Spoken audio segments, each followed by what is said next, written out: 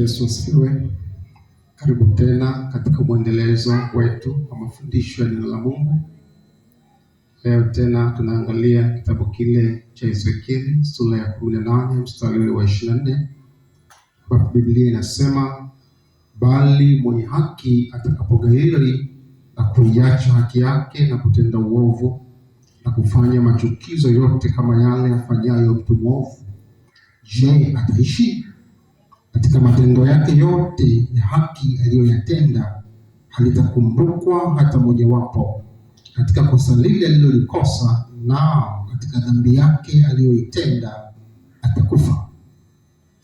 Yako mafundisho mengi leo ambayo yanafundisha kwamba mwenye haki ukishakombolewa basi hakuna tena umuhimu wa kuendelea kuulinda wokovu.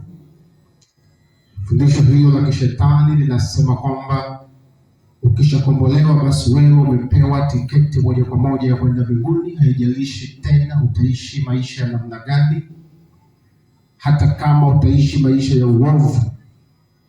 Tena wanatumia lile andiko ambalo linasema, Yesu anasema kwamba kondoo wa baba yangu amenikabidhi, nitawalinda hatapotea hata mmoja wapo. Wana maandiko mengi sawa na hayo kuweza kutetea fundisho hili la uovu. Lengo la shetani anakusudia uendelee kujivuna kwamba umempokea Kristo, uendelee kujivuna kwamba wewe ni mwenye haki bila kuangalia unaenenda namna gani. Ila Mungu liko wazi, yeye ajizaniaye amesimama basi aangalie asije akaanguka. Uko uwezekano kabisa ukapoteza tiketi yako ya kwenda mbinguni kama utajisahau ukaishi katika ulimwengu huu kana kwamba hapa ni nyumbani kwetu. Maandiko yanasema sisi sio wenyeji wa ulimwengu huu. Hapa duniani sisi ni wapitaji, wenyeji wetu ni juu mbinguni. Maandiko yanasema tunachuchumilie sana yale yasiyoonekana kule Mungu aliko. Lakini kama utaenenda katika uovu, ukafikiri kwamba kwa kuja kanisani, ukafikiri kwamba kwa kuingia kwenye kwaya na kuimba na kusifu, ukafikiri kwamba kwa kujiunga kwako kwenye kikundi cha maombi basi wewe umeshapata tiketi, haijalishi unaishi katika uzinzi, unaishi katika uovu, wizi, uongo, mawazo mabaya, tamaa mbaya, husuda, wivu mbaya, ukafikiri kwamba utasalimika.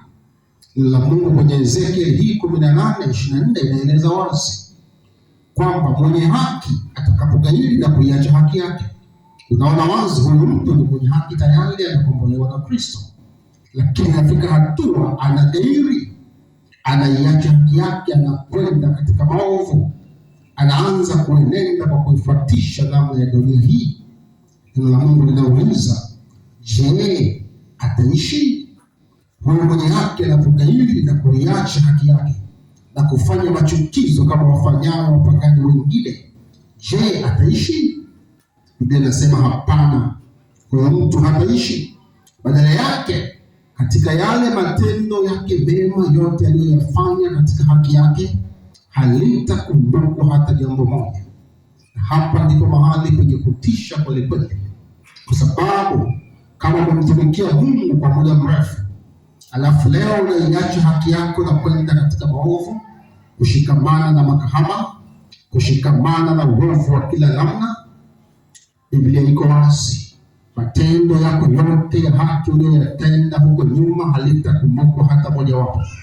Ndio maana Yesu anasema siku ile watu wengi watasema, Baba, Bwana, Bwana, tulifanya miujiza kwa jina lako, tulitenda mema mengi kwa jina lako, tulihubiri kwa jina lako. Utagundua hawa watu wanaeleza matendo yao ya haki walioyatenda kabla hawajagairi na kuacha haki yao, na Mungu anawajibu wazi, ondokeni ninyi, sikuwajua kamwe. Ndipo na maandiko yako wazi, katika mema walioyatenda halitakumbukwa hata jambo moja wapo. Usijivune kwamba umezaliwa katika familia ya mtu wa Mungu. Usijivune kwamba wewe umeokoka miaka 20 iliyopita, miaka 30 iliyopita, bali kila itwapo leo, sahau mafanikio ya jana, jibidishe kuenenda katika utakatifu. Mwambie Roho wa Mungu nisaidie leo niendelee kuishi katika maisha ya utakatifu, niishinde dhambi, niukatae uovu, ili hatimaye nifanye kazi yako Bwana hapa duniani, niyatimize mapenzi yako, hatimaye Bwana nife katika haki yako. Hatima ya mwisho ni siku yako ya kufa. Hili jambo wengi hawataki kulizungumza, lakini huo ni ukweli. Haijalishi mwanzo wako ulikuwa namna gani, bali kinachojalisha ni mwisho utakavyomaliza namna gani. Kitabu cha Mathayo sura ya 24 kinaeleza, watakaovumilia mpaka mwisho, hao ndio watakaookoka. Watakaovumilia mateso ya Injili, watakaovumilia kuyaacha na kujikana na kubeba msalaba na kumfuata Kristo mpaka mwisho wa maisha yao. Haijalishi ulianza namna gani, bali muhimu umemaliza namna gani. Hukumu inaanzia mwisho kuja mwanzo. Je, umekufa katika Kristo ama umekufa katika dhambi? Kama umekufa katika dhambi, haijalishi mwanzo wako ulianza namna gani, wewe ni motoni. Lakini kama umekufa katika Kristo, ndipo unapokuja mwanzo. Umeenenda matendo, ulitenda matendo gani katika ufalme wa Mungu?